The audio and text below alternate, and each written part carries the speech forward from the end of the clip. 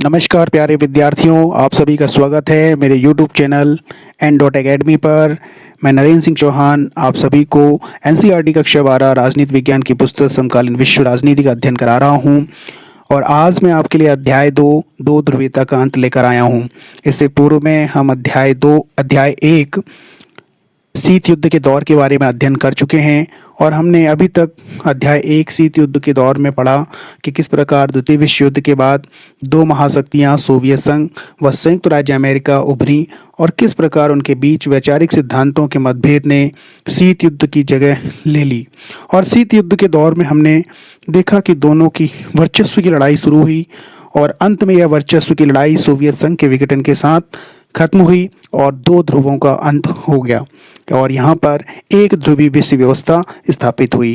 लेकिन इस अध्याय के अंतर्गत आज हम पढ़ेंगे कि किस प्रकार जो है सोवियत प्रणाली स्थापित हुई, उस सोवियत प्रणाली के अंतर्गत क्या क्या उसकी विशेषताएं थी, क्या उसके दोष थे और किस तरीके से सोवियत संघ के विघटन हुआ, यानी कि सोवियत संघ के विघटन का क्या कारण रहा और सोवियत संघ के विघटन के क्या परिणाम रहे। तो प्यारे विद्यार्थियों, आप सभी मेरे इस यूट्यूब चैनल पर बने रहें और चलिए जानते हैं सोवियत प्रणाली क्या थी। इससे पहले थोड़ा ये समझना बेहद जरूरी है कि सोवियत संघ के द्वारा अपनाई गई प्रणाली थी ये।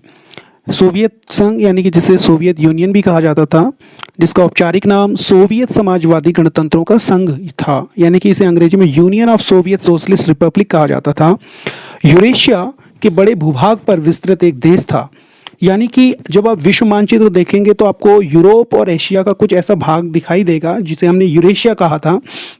यह इस भाग पर अगर आप देखेंगे तो 1922 से 1991 तक अस्तित्व में रहा, यानी कि विश्व मानचित्र में जो यूरेशिया वाला पार्ट है उस पर 1922 से 1991 तक यह अस्तित्व में रहा। यह अपनी स्थापना से 1990 तक साम्यवादी पार्टी यानी कि कम्युनिस्ट पार्टी द्वारा शासित रहा। संवैधानिक रूप से अगर देखें तो सोवियत संघ 15 स्वशासित गणतंत्रों का संघ था, लेकिन वास्तव में पूरे देश के प्रशासन और अर्थव्यवस्था पर केंद्रीय सरकार का कड़ा नियंत्रण रहा।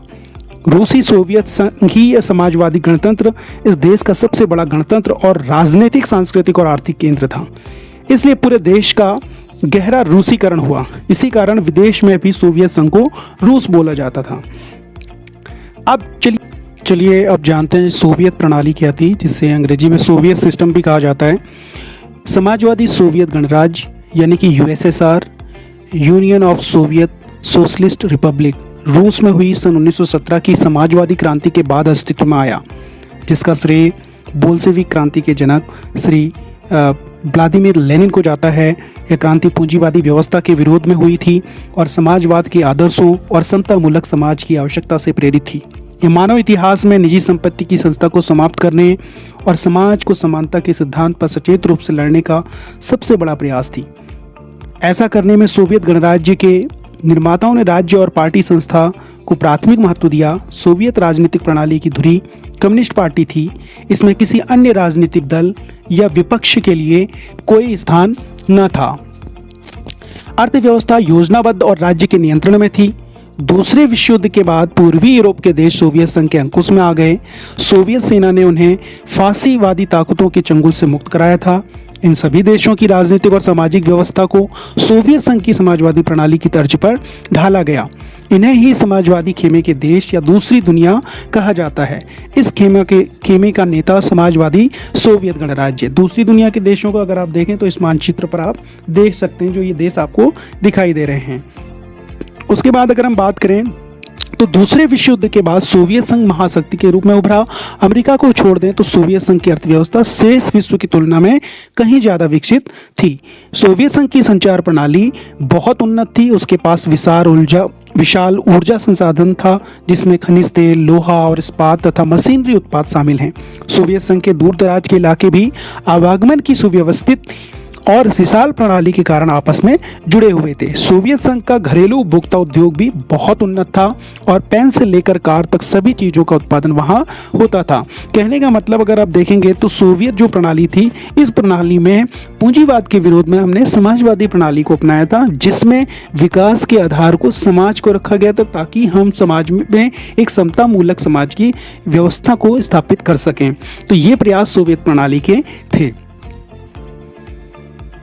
इस पेज पर आपको एक मानचित्र दिखाई दे रहा होगा। ये जो है समाजवादी सोवियत गणराज्य यानी कि यूएसएसआर का मानचित्र है, इसे ध्यान से देखिएगा। और इस मानचित्र में हमने दूसरी दुनिया के देशों को दिखाने का प्रयास किया है कि आखिर वो दूसरी दुनिया के देश कौन से देश थे, जिन्हें हम पूर्वी यूरोप के देश भी कहा जाता है। और इन्होंने इन सभी देशों ने समाजवादी व्यवस्था को अपनाया और इसलिए इन्हें समाजवादी सोवियत गणराज्य के खेमे वाले देश कहा जाता है, जिसमें एस्टोनिया है, देखिएगा ये, लातविया है, लिथुआनिया है, बेलारूस है, मोल्दोवा है, यूक्रेन है, जॉर्जिया है, उसके बाद आर्मेनिया है, अज़रबैजान है, उज़्बेकिस्तान है, तुर्कमेनिस्तान है, तजाकिस्तान है, किर्गिस्तान है, कजाकिस्तान है, और इधर यहाँ पर आपको रेड वाले कलर में आपको दिखाई दे रहा होगा रसिया। तो ये 15 गणराज्य जो है समाजवादी सोवियत गणराज्य में शामिल जो है देश थे, जिन्हें दूसरी दुनिया के देश कहा जाता है या जिन्हें समाजवादी प्रणाली के अंतर्गत शामिल देश कहा जाता है। चलिए अब हम आगे बढ़ते हैं और अब हम देखेंगे सोवियत प्रणाली की क्या विशेषताएं हैं। तो इसमें देखें अगर हम, तो पहली विशेषता आपको बताई जा रही है कि सोवियत राजनीतिक प्रणाली की जो धुरी है वो कम्युनिस्ट पार्टी थी। इस दल का सभी संस्थाओं पर गहरा नियंत्रण था, यानी कि यहाँ पर सिर्फ और सिर्फ एक सिंगल पार्टी सिस्टम होता है और वो सारी संस्थाओं पर अपना नियंत्रण रखती है। और दूसरी इसकी विशेषता है कि सोवियत आर्थिक प्रणाली योजनाबद्ध एवं राज्य के नियंत्रण में थी। योजनाबद्ध का मतलब होता है कि यहाँ पर प्लानिंग्स के तहत हम क्या करते हैं, एक स्टेप से दूसरे स्टेप में आगे की ओर बढ़ते हैं। और दूसरी चीज़ है कि इसमें राज्य का समस्त संस्थाओं पर नियंत्रण रहता है, यानी कि राज्य के नियंत्रण में उत्पादन के संसाधन संचालित होते हैं, उनका वितरण, उनका विनिमय और उनका जो एक प्रकार से संचालन जो है राज्य के द्वारा किया जाता है। तीसरी विशेषता है कि सोवियत संघ में संपत्ति पर राज्य का स्वामित्व एवं नियंत्रण था। चौथी है, सोवियत संघ की संचार प्रणाली बहुत उन्नत थी। इसके दूर दराज के जो क्षेत्र थे उनमें आवागमन की सुव्यवस्था एवं विशाल प्रणाली के कारण आपस में जुड़े हुए थे, यानी कि उसमें जो कम्युनिकेशन वो इतना मजबूत था कि दूर दराज वाले हिस्सों में भी क्या था कि संचार की व्यवस्था चुस्त दुरुस्त थी, जिस वजह से क्या होता था, जो संसाधन थे, उत्पादन जो होता था, उत्पादन होने के बाद आपको एक जगह से दूसरी जगह ले जाने में आसानी होती थी। फिर इसकी नेक्स्ट जो विशेषता है वो देखिए, सोवियत संघ के पास विशाल ऊर्जा के संसाधन थे, जिसमें खनिज तेल है, लोहा, उर्वरक, इस्पात और मशीनरी आदि भी शामिल थे। तो ये उसके पास क्या थे, ऊर्जा के जो है काफ़ी बड़े संसाधन थे। सोवियत संघ का घरेलू उपभोक्ता उद्योग भी बहुत अधिक उन्नत था। कहने का मतलब है वहाँ पर ज़्यादातर जो चीज़ें यूज़ की जाती थी वो जो घर में बनी हुई, मेड, ये मान सकते हैं कि मेड बाई यूएसएसआर, यानी कि यूएसएसआर के द्वारा जो बनाई गई चीज़ें हैं उनका ही ज़्यादा उपयोग किया जाता था और वो बहुत अधिक उन्नत थी। सरकार बुनियादी आवश्यकताओं की चीज़ें जैसे स्वास्थ्य सुविधाएं, शिक्षा, बच्चों की देखभाल एवं लोक कल्याण की अन्य चीज़ें रियायती दर पर उपलब्ध कराती थी। देखिए ये सब चीज़ें बहुत बुनियादी हैं और ये किसी भी मनुष्य के जीवन को बेहतर बनाने के लिए बहुत आवश्यक होती हैं। इसलिए इनमें क्या किया जाता था, ज़्यादा रिलैक्सेशन दिया जाता था ताकि सभी लोगों तक उनकी पहुँच हो सके। तो ये थी सोवियत प्रणाली की विशेषताएं। चलिए अब जानते हैं सोवियत प्रणाली के दोष। जैसा कि आप सभी लोग जानते हैं कि हर प्रणाली में कुछ अच्छाइयाँ होती हैं और कुछ बुराइयाँ ज़रूर होती हैं। तो अब हम जानते हैं कि सोवियत प्रणाली के क्या दोष थे। देखिए, सोवियत प्रणाली पर नौकरशाही का पूर्ण नियंत्रण था। सोवियत प्रणाली सत्तावादी होती चली गई तथा जनसाधारण का जीवन लगातार कठिन होता चला गया। तो यहाँ पर एक बात समझ में आती है कि जो सोवियत प्रणाली थी इसमें नौकरशाही का मतलब होता है जो हमारे अधिकारी गण होते हैं उनका इस पर पूरा नियंत्रण था। ठीक हो गया। सोवियत प्रणाली सत्तावादी होती चली गई, कहने का मतलब है यहाँ पर सिर्फ और सिर्फ पॉलिटिक्स को ज़्यादा इन्वॉल्व किया जाने लगा, अपनी बातों को ज़्यादा महत्व दिया जाने लगा। कहने का मतलब अपने विचारों को ज़्यादा महत्व दिया जाने लगा और जनसाधारण के जो मूलभूत जीवन से जुड़ी हुई उनकी आवश्यकताएं थी या उनका जो जीवन था वो बहुत ज़्यादा कठिन होता चला गया। फिर है सोवियत संघ में कम्युनिस्ट पार्टी का एक दलीय कठोर शासन था। साम्यवादी दल का देश की समस्त संस्थाओं पर कड़ा नियंत्रण था। देखिए क्या होता है कि मनुष्य का एक स्वाभाविक एक स्वभाव है कि वो हमेशा फ्रीडम की बात करता है, लिबर्टी की बात करता है, इक्वलिटी की बात करता है, तो राइट्स की बात करता है। तो यहाँ पर फ्रीडम इज़ वेरी इंपॉर्टेंट, यानी कि जो इंडिपेंडेंसी होती है वो बहुत ज़्यादा महत्वपूर्ण होती है किसी भी व्यक्ति के लिए। तो यहाँ पर लेकिन क्या था कि सिंगल पार्टी सिस्टम होने की वजह से एक ही दल सारी चीज़ों को नियंत्रित कर रहा था, इसलिए उसका जो शासन था वो बहुत ज़्यादा कठिन था क्योंकि वहाँ पर लोगों को अपनी अभिव्यक्ति की उतनी आज़ादी नहीं थी। साम्यवादी दल का देश की समस्त संस्थाओं पर क्या रहा, कड़ा नियंत्रण रहा। कहने का मतलब लोग अपनी तरफ से किसी प्रकार का कोई सुझाव नहीं दे सकते थे। यह दल जनसाधारण के प्रति उत्तरदायी भी नहीं था। और इसलिए क्या हुआ कि वो उसकी जो एक प्रकार से कह सकते हैं कि अपनी एक ऑटोक्रेसी थी जिसमें वो जनता की अवहेलना कर रहे थे। सोवियत संघ के 15 गणराज्यों में रूस का अत्यधिक वर्चस्व था तथा शेष 14 गणराज्यों के लोग स्वयं को उपेक्षित तथा दबा हुआ समझते थे। कहने का मतलब क्या हुआ कि सोवियत गणराज्य जो था, संघ तो था, उसमें रूस का तो एक देश का तो बहुत अधिक प्रभाव था, वहाँ से सत्ता का पूरा संचालन हो रहा था, लेकिन बाकी जो 14 राज्य थे, गणराज्य थे, वो अपने विकास को ये मानते थे कि उनका विकास उतना बेहतर तरीके से नहीं हो रहा है या उनकी बातों को नहीं समझा जा रहा है। कहने का मतलब उनकी व्यक्ति को एक प्रकार से दबाने की कोशिश की जा रही है। इसीलिए जो है देखा कि आपने बाद में ये सारे के सारे इस संघ से अलग हो गए। अगली इसके दोष रही कि सोवियत प्रणाली प्रौद्योगिकी तथा आधारभूत ढांचे को सुदृढ़ बनाने में विफल रहने के साथ ही पश्चात देशों से काफ़ी पिछड़ गई। यानी कि जो सोवियत प्रणाली थी उसकी जो टेक्नोलॉजी थी तथा आधारभूत ढांचे का मतलब होता है कि जो बेसिक इंफ्रास्ट्रक्चर थी उसको सुदृढ़ बनाने में क्या हुई, वो काफ़ी विफल रही। और साथ ही साथ अगर वो देखेंगे जो पश्चिम के देश थे, पश्चिमी यूरोप के जो देश थे, उनकी प्रौद्योगिकी से काफ़ी पिछड़ चुकी थी, क्योंकि उसने अपने यहाँ बंद अर्थव्यवस्था को अपनाया था और इस वजह से वो क्या कर सकते थे, परस्पर विनिमय नहीं कर पा रहे थे, आइडियाज़ को एक्सचेंज नहीं कर पा रहे थे और इस वजह से वो काफ़ी टेक्नोलॉजी के फील्ड में पिछड़ गए। सोवियत संघ ने हथियारों के विनिर्माण में देश की आय का बहुत बड़ा हिस्सा व्यय कर दिया। अब देखिए क्या होता है कि आपकी जो पैसा आपने लोगों के लिए खर्च कर रहे थे उसका बड़ा हिस्सा जब आपने हथियारों पे खर्च करना शुरू कर दिया तो लोगों की जो सुविधाएं थी उनमें कटौती होने लगी। इसलिए भी जो ये प्रणाली थी वो काफ़ी दोषपूर्ण रही। अब इस पिक्चर को बड़े ध्यान से देखिएगा विद्यार्थियों। इस पिक्चर में हम ये दिखाने का प्रयास कर रहे हैं कि किस तरीके से द्वितीय विश्व युद्ध के बाद जब शीत युद्ध का दौर प्रारंभ हुआ तो उस स्थिति में हमने देखा कि किस तरीके से एक चरम बिंदु के रूप में क्यूबा मिसाइल संकट उभर कर आया और उसी तरीके से हमने देखा कि बर्लिन की दीवार भी एक सरगर्म दौर पैदा करने में जो है उसकी बड़ी भूमिका रही, क्योंकि हमने ये देखा कि संपूर्ण विश्व दो खेमों में बंट गया था, जिसमें बर्लिन में भी एक स्थिति ऐसी बनी थी कि एक बर्लिन में जो दीवार बनाई गई थी वो इसलिए बनाई गई थी ताकि बर्लिन को पूर्वी और पश्चिमी बर्लिन में विभाजित कर दिया जाए। और ये विभाजन जो है ये दिखाता था कि जो पूर्वी बर्लिन वाला हिस्सा है वो साम्यवादी व्यवस्था को फॉलो करता है, मानने का प्रयास करता है या उसको अपनाने का प्रयास कर रहा है या उसे बेहतर समझता है, जबकि जो पूंजीवादी दुनिया है यानी कि पश्चिमी बर्लिन जो है पूंजीवादी व्यवस्था को ज़्यादा बेहतर मानता है। तो ये विभाजन 1961 में किया गया है। ये 150 किलोमीटर से भी ज़्यादा लंबी थी और ये 28 वर्षों तक खड़ी रही, लेकिन जो है बाद में जब धीरे धीरे साम्यवाद की जड़ें कमज़ोर होने लगी, साम्यवादी व्यवस्था की जड़ें कमज़ोर होने लगी तो इस दीवार को क्या किया गया, गिरा दिया गया 1989 में। पहला जो चित्र है अगर आप देखेंगे तो इसमें लोग छेद कर रहे हैं दीवार में, ये दिखाने का प्रयास कर रहे हैं कि धीरे धीरे एक व्यवस्था कमज़ोर होती जा रही है, दोनों के बीच किस तरीके के मतभेद चल रहे हैं। बाद में आप देख रहे हैं कि 1989 में मुक्त आवागमन प्रारंभ हो गया है और इसी के साथ यानी कि इस दीवार का पतन हो गया। कहने का मतलब इसको गिरा दिया गया। ये आप इस मैप में भी देख सकते हैं। यहाँ पर आपको देखिएगा बर्लिन दिखाई दे रहा है जिसे हमने ईस्ट बर्लिन कहा है, यानी ये सोवियत खेमे वाला है, जबकि दूसरी तरफ आप देखेंगे वेस्ट बर्लिन जो कि अमेरिका के खेमे वाला है, यानी कि ये सोवियत संघ के खेमे वाला और ये संयुक्त राज्य अमेरिका के खेमे वाला। चलिए अब बात करते हैं सोवियत संघ के विघटन के कारण। आखिर सोवियत संघ का बिखराव क्यों हुआ? तो पहला इसका कारण रहा राजनीतिक आर्थिक संस्थाओं की अंदरूनी कमजोरियां, यानी सोवियत संघ की अर्थव्यवस्था वर्षों तक रुकी रही यानी कि बंद रही और इससे उपभोक्ता वस्तुओं की व्यापक कमी हो गई और सोवियत संघ की एक बड़ी आबादी अपनी राज्य व्यवस्था को संदेह की नज़र से देखने लगी थी। सोवियत संघ की राजनीतिक व आर्थिक संस्थाएं अंदर से कमजोर हो चुकी थी जो जनता की आकांक्षाओं को पूरा नहीं कर सकी। इस वजह से यह सोवियत संघ के विभाजन का एक कारण बना।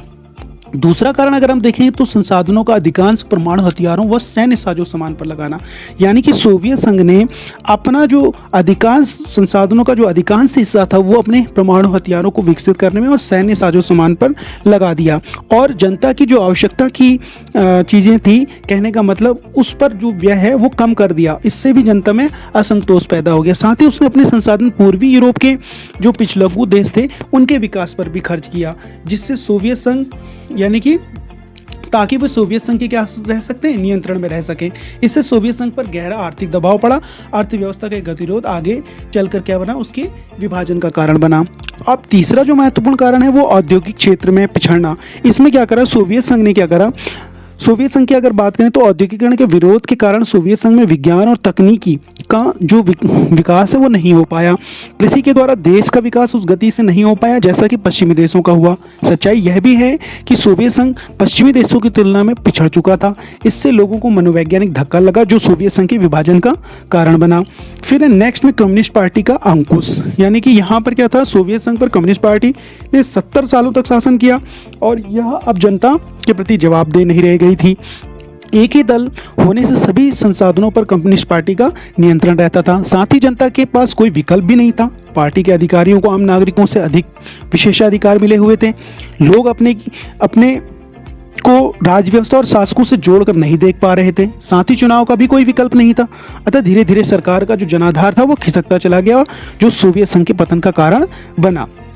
अब अगली कारण जो देखें, गोर्बाचोव द्वारा किए गए सुधार, यानी कि जिसे ग्लासनोस्त खुलेपन तथा पेरेस्ट्राइका पुनर्निर्माण की विचारधारा कहा जाता है। इससे पहले देखेंगे गोर्बाचोव ने आखिर कौन कौन से सुधार किए। जब गोर्बाचोव ने सुधारों को लागू किया, यानी कि उन्होंने ज़्यादा ढील देनी शुरू की, यानी कि उन्होंने एक प्रकार से उदारीकरण को अपनाना शुरू करा और निजीकरण को अपनाना शुरू करा, तो उन्होंने ज़्यादा छूट देनी शुरू की, तो लोगों की आकांक्षाएं और अपेक्षाएं इतनी ज़्यादा बढ़ गई जिन्हें पूरा करना शायद मुश्किल जैसा था या फिर उन्हें वह बहुत धीमी गति से पूरा किया जा रहा था। इससे क्या हुआ, धीरे धीरे खींचातानी में गोर्बाचोव का समर्थन जो था हर तरफ से जाता रहा, क्योंकि लोगों की जो आकांक्षाएं वो पूरी नहीं हो पा रही थी। इस वजह से भी लोग उनके साथ नहीं थे और उनका भी उनसे क्या हो गया, जो लोग पहले उनके साथ में थे उनका भी मोहभंग हो गया, यानी कि वो भी उनसे क्या हो गए, दूर हो गए, यानी कि उनका जनाधार खिसकता चला गया। अब यहाँ पर दो बातें समझने की ज़रूरत है कि गोर्बाचोव ने क्या अपने यहाँ सुधार किए। तो दो चीज़ों पे बात की, उन्होंने खुलेपन की बात की थी और दूसरी थी पेरेस्ट्राइका यानी पुनर्निर्माण की बात। तो मिखाइल गोर्बाचोव की ग्लासनोस्त तथा पेरेस्ट्राइका की जो विचारधारा थी, इसने सोवियत संघ के विघटन की नींव रख दी थी। उनकी इस नीति के परिणाम स्वरूप सोवियत संघ की केंद्रीय जो सत्ता थी में विरोध स्वर मुखरित होने प्रारंभ हो गए थे। अतः सोवियत संघ ने केंद्र के विरुद्ध संघर्ष करने वाले राज्यों ने अपने प्रयास तीव्र कर दिए, क्योंकि कुछ लोग का मानना था कि जो है यहाँ पर केंद्रीकरण होना चाहिए, शक्ति का केंद्रीकरण होना चाहिए, यानी कि एक जगह से नियंत्रित होनी चाहिए। लेकिन कुछ लोग चाहते थे कि नहीं, शक्ति का विकेंद्रीकरण होना चाहिए, यानी कि शक्तियाँ बंटनी चाहिए। अब जो बाल्टिक गणराज्य थे उन्होंने प्रचार करना प्रारंभ किया कि हम सोवियत संघ से अलग अपना अस्तित्व चाहते हैं।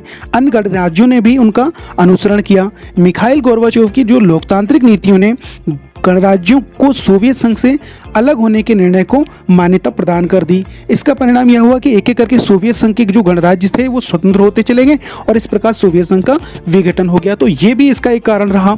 उसके बाद देखिएगा, इसका जो अंतिम कारण है वो राष्ट्रवादी भावनाओं और संप्रभुता की इच्छा का उभार। हमने देखा कि किस तरीके से रूस और बाल्टिक जो गणराज्य थे, जिसमें एस्टोनिया, लातविया एवं लिथुआनिया, यूक्रेन तथा जॉर्जिया जैसे सोवियत संघ के जो विभिन्न गणराज्य थे, यहाँ पर राष्ट्रवादी भावनाएं जागृत हुई। राष्ट्रवादी भावना मतलब इन्हें अपनी जो संप्रभुता की बात करने लगे। अपनी संप्रभुता का मतलब अपने द्वारा स्वशासित होने के बात करने लगे कि ज़्यादा से ज़्यादा जो शक्तियाँ हों, यानी कि ये अपने राष्ट्र का जो संचालन है वो स्वयं करें, स्वयं अपनी द्वारा उस पर नियंत्रण स्थापित करें। वो हर प्रकार से अपने जो है आंतरिक बाह्य मामलों के लिए जो है स्वतंत्र हों। तो इस तरीके की जो भावनाओं का उभार हुआ, इसके कारण भी जो सोवियत संघ है उसका जो है क्या हुआ, विघटन हो गया। और इसी को इस सोवियत संघ के इस कारण को अंतिम और सर्वाधिक तात्कालिक कारण माना जाता है। चलिए अब बात करते हैं सोवियत संघ के विघटन का मानचित्र निरूपण की। हमने मानचित्र के माध्यम से हमने ये दिखाने का प्रयास किया कि 1989 में क्या थी सोवियत संघ की स्थिति और 1991 में क्या स्थिति हुई। तो सोवियत संघ जो कि 1989 तक अगर आप देखेंगे एक सोवियत गणराज्य के रूप में था, सोवियत संघ के रूप में था, और ये धीरे धीरे राष्ट्रकुल में प्रवृत्त हो गया, यानी स्वतंत्र राष्ट्रों का एक राष्ट्रकुल इन्होंने बना लिया जो कि अब अलग हो चुके थे। यहाँ पर अगर आप देखेंगे 89 में देखिए तो यहाँ पर आपको सारे वो 15 राज्य गणराज्य इसके दिखाई दे रहे हैं जिन्होंने समाजवादी प्रणाली को अपनाया था। लेकिन 1991 में धीरे धीरे इन्होंने उस प्रणाली, समाजवादी प्रणाली का त्याग कर दिया। देखिए 90 में आपको दिखाई दे रहा है लिथुआनिया, और अब मार्च और अप्रैल के महीने में आप देखिएगा तो लिथुआनिया और जॉर्जिया ये दोनों स्वतंत्र हुए। 91 में आप देखेंगे Estonia, Latvia, Ukraine, Belarus, Moldova और किर्गिस्तान। सितंबर 1991 में उज्बेकिस्तान, तजाकिस्तान और अर्मेनिया आज़ाद हुए, स्वतंत्र हुए कहने का मतलब है। अक्टूबर 1991 में अजरबैजान और तुर्कमेनिस्तान इससे अलग हो गए। दिसंबर 1991 में रसिया और कजाकिस्तान यानी रूस और कजाकिस्तान इससे अलग हुए। तो इन दोनों मानचित्र में आप स्पष्ट रूप से देख सकते हैं कि किस तरीके से इसका विभाजन हुआ। चलिए जानते हैं सोवियत संघ के विघटन के परिणाम, यानी कि इसके विघटन के क्या परिणाम रहे। तो इसमें पहला है शीत युद्ध के दौर की समाप्ति। तो जो पूर्वी यूरोप था या दूसरी दुनिया के जो देश थे, उसकी समाजवादी व्यवस्था की जो पतन का पहला परिणाम देखा वो था शीत युद्ध के दौर के संघर्ष की समाप्ति। समाजवादी प्रणाली पूंजीवादी प्रणाली को हटा पाएगी या नहीं, ये विवाद अब कोई मुद्दा नहीं रहा। समाजवादी एवं पूंजीवादी व्यवस्था के विचारात्मक शीत युद्ध के इस विवाद ने दोनों गुटों की सेनाओं को उलझाया था, हथियारों की तीव्र होड़ शुरू की थी, परमाणु हथियारों के संचय को बढ़ावा दिया था और विश्व को सैन्य गुटों में बांटा था। शीत युद्ध के समाप्त होने से हथियारों की होड़ भी समाप्त हो गई और नई शांति की संभावना का जन्म हुआ। दूसरा इसका कारण है अंतर्राष्ट्रीय राजनीति के शक्ति संबंधों में बदलाव। शीत युद्ध के अंत के समय केवल दो संभावनाएं थी, या तो बनी हुई महाशक्ति का दबदबा रहेगा और एक ध्रुव विश्व बनेगा, या फिर कई देशों के अलग अलग समूह अंतर्राष्ट्रीय व्यवस्था में महत्वपूर्ण मोहरे बनकर उभरेंगे और इस प्रकार बहुध्रुवीय विश्व बनेगा। किंतु हुआ यह कि अमेरिका महाशक्ति बन बैठा और अंतर्राष्ट्रीय राजनीति के शक्ति संबंधों में बदलाव आया। राजनीतिक रूप से उदारवादी लोकतंत्र राजनीतिक जीवन को सूत्रबद्ध करने की सर्वश्रेष्ठ धारणा के रूप में उभरकर सामने आया। उसके बाद अगर हम देखें तो अंतर्राष्ट्रीय स्तर पर पूंजीवादी अर्थव्यवस्था के प्रभाव में वृद्धि। सोवियत संघ के विभाजन से संपूर्ण विश्व में साम्यवाद का प्रभाव भी कम हो गया था, जिसके कारण संयुक्त राज्य अमेरिका की पूंजीवादी विचारधारा को अंतर्राष्ट्रीय स्तर पर अपनी पैठ बनाने का सुअवसर प्राप्त हुआ। पूंजीवादी अर्थव्यवस्था धीरे धीरे अंतर्राष्ट्रीय स्तर पर विश्व की सबसे प्रभावशाली अर्थव्यवस्था बन गई।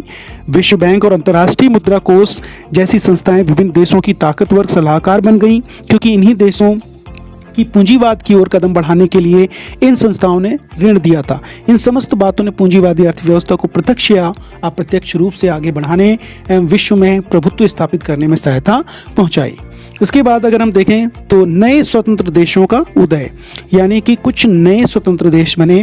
तीसरा महत्वपूर्ण परिणाम क्या हुआ सोवियत संघ के विघटन का, कि सोवियत खेमे के अंत के साथ ही नए देशों का उदय हुआ। सोवियत संघ से अलग हुए गणराज्य एक संप्रभु का मतलब होता है जो अपने आप में स्वायत्त हैं, अपने आंतरिक और बाह्य फैसलों को लेने के लिए, और स्वतंत्र राष्ट्र बन गए, जिसमें थे रूस, Ukraine, Georgia, Armenia, Belarus, Estonia, Lithuania, Latvia, Turkmenistan, Uzbekistan, Kyrgyzstan, Azerbaijan, Tajikistan और मालदोवा और कजाकिस्तान। इनमें से कुछ देश विशेष रूप से बाल्टिक और पूर्वी यूरोप के देश यूरोपीय संघ से जुड़ना और उत्तरी अटलांटिक संधि संगठन नाटो का हिस्सा बनना चाहते थे। मध्य एशिया के देश अपनी विशिष्ट भौगोलिक स्थिति का लाभ उठाना चाहते थे और इन देशों ने रूस के साथ अपने मजबूत रिश्ते को जारी रखा और पश्चिमी देशों संयुक्त राज्य अमेरिका, चीन तथा अन्य देशों के साथ संबंध बनाए। इस तरह अंतर्राष्ट्रीय फलक पर कई नए देश सामने आए। इसके बाद अगर हम देखें तो खनिज तेल भंडारों पर अमेरिकी प्रभाव का बढ़ना। सोवियत संघ के विघटन के परिणाम स्वरूप संयुक्त राज्य अमेरिका पर अब किसी प्रकार का कोई दबाव नहीं रहा। संयुक्त राज्य अमेरिका ने धीरे धीरे प्रत्येक क्षेत्र में अपना वर्चस्व स्थापित करना प्रारंभ कर दिया। इससे क्या हुआ, मध्य पूर्व में घुसपैठ करना भी प्रारंभ कर दिया और वहां के तेल भंडारों पर भी अपना प्रभुत्व स्थापित करना शुरू कर दिया। इसके बाद अगर आप देखें तो हिंसा और अलगाववादी आंदोलन का प्रारंभ। सोवियत संघ से अलग हुई कई गणराज्यों में अनेक कारणों से संघर्ष होने लगे। चेचन्या एवं दागिस्तान में हिंसक अलगाववादी आंदोलन चला। तजाकिस्तान लगभग 10 वर्षों तक गृह युद्ध की चपेट में रहा। अजरबैजान, जॉर्जिया, यूक्रेन, किर्गिस्तान आदि में मौजूदा शासन व्यवस्था को उखाड़ फेंकने के लिए आंदोलन चल रहे हैं, अभी भी चल रहे हैं ये आंदोलन। तो ये सारे जो परिणाम थे वो सोवियत संघ के विघटन के साथ साथ हमें दिखाई दिए। अब इसके बाद अगर हम देखेंगे सोवियत संघ के विघटन के बाद कौन कौन से राज्य बने और इन्होंने किस तरीके से अपने स्वतंत्र राष्ट्रों का एक राष्ट्रकुल तैयार किया। इसमें हम अगर देखें तो पहला है आर्मेनिया। आप इस मानचित्र में देखिएगा, ये आपको यूरेशिया यानी यूरोप और एशिया का कुछ भाग दिखाई दे रहा होगा। विश्व मानचित्र पर अगर आप देखेंगे तो आपको पहले नंबर पे आर्मेनिया दिखाई दे रहा है, दूसरे नंबर पे अजरबैजान, बेलारूस तीसरे नंबर पे, चौथे नंबर पे एस्टोनिया अगर आप देख रहे हैं, उसके बाद जॉर्जिया अगर आप देखेंगे 5वें नंबर पे आपको जॉर्जिया दिखाई दे रहा है, कजाकिस्तान आपको 6ठे नंबर पर दिखाई दे रहा है, उसके बाद आपको किर्गिस्तान दिखाई दे रहा है 7वें नंबर पे, लातविया आपको दिखाई दे रहा है 8वें नंबर पे, ये देखिएगा। उसके बाद लिथुआनिया आपको 9वें नंबर पर दिखाई दे रहा है, उसके बाद मालदोवा आपको 10वें नंबर पर दिखाई दे रहा है, उसके बाद रसिया आपको 11वें नंबर पर दिखाई दे रहा है, तजाकिस्तान आप देखिए 12वें नंबर पर आपको दिखाई दे रहा है, उसके बाद 13वें नंबर पर तुर्कमेनिस्तान आपको दिखाई दे रहा है, उसके बाद यूक्रेन आपको 14वें नंबर पे आपको देखिएगा, तो आपको ये 14वां नंबर आप देखिएगा, आपको दिखाई दे रहा होगा यहाँ पर, तो ये है यूक्रेन। उसके बाद उज्बेकिस्तान 15वें नंबर पे आपको यहाँ पर दिखाई दे रहा है। तो इस तरीके से ये स्वतंत्र राष्ट्रों का एक राष्ट्रकुल तैयार हुआ, यानी कि किस तरीके से हमने देखा कि सोवियत संघ के विघटन के बाद ये गणराज्य समाजवादी व्यवस्था से अलग हो गए या सोवियत गणराज्य से अलग हो गए। कब अलग हुए? 1991 में। तो बहुत बहुत धन्यवाद बच्चों, प्यारे विद्यार्थियों, आपका आभार इस वीडियो को ध्यान से सुनने के लिए।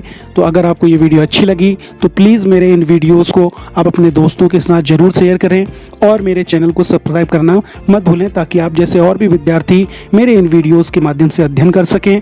और बाकी अध्याय 2 की जो बाकी मोस्ट इंपॉर्टेंट 2 टॉपिक्स हैं, मैं आपको अपने नेक्स्ट वीडियो लेक्चर्स में बताऊँगा। हम पार्ट 1 अध्याय 2 को पार्ट 1 और पार्ट 2 में पढ़ रहे हैं। पार्ट 2 में हम इसकी बाकी के जो कंटेंट बचे हुए हैं उनको पढ़ेंगे। तो तब तक के लिए आप स्वस्थ रहें और सेफ रहें, सुरक्षित रहें, और विशेष रूप से आप ध्यान दें कि किस तरीके से हमें कोरोना से बचे रहना है। Thanks for watching.